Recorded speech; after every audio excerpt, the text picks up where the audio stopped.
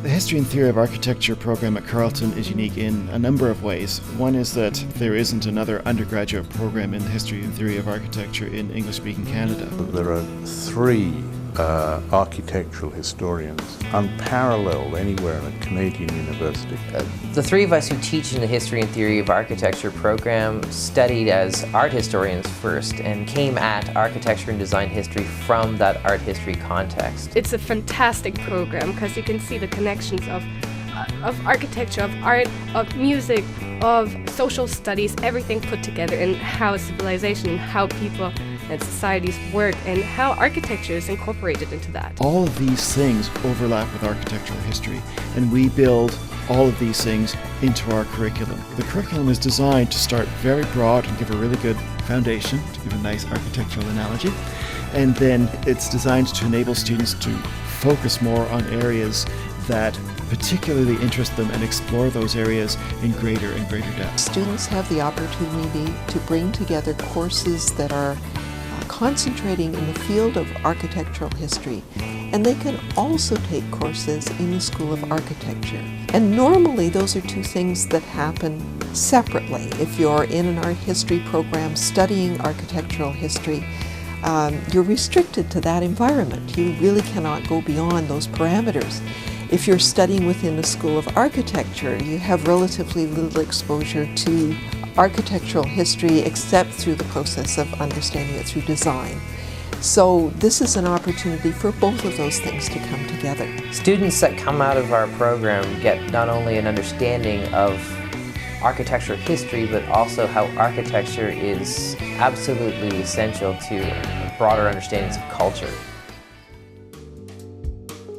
One thing we really want to do in this program is make architecture live, bring it alive. I often say to students, a great education starts in the classroom, but it doesn't end there. We had many projects that actually involved us to go into the city, take pictures of a specific building, and then write about it. To experience architecture, to analyze architecture, to do it firsthand and not just read books or look at pictures on the screen, although obviously we do those things as well. Another thing that's unique about the History and Theory of Architecture program at Carleton is that it's in Ottawa.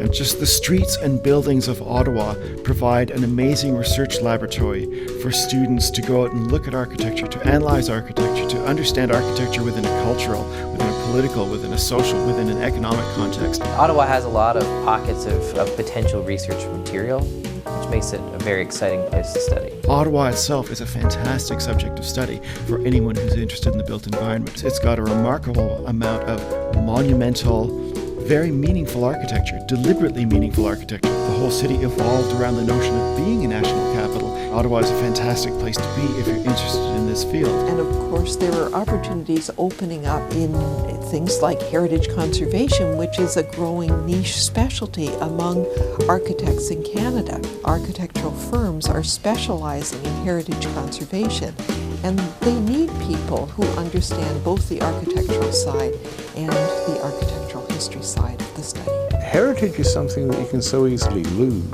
not least the built heritage.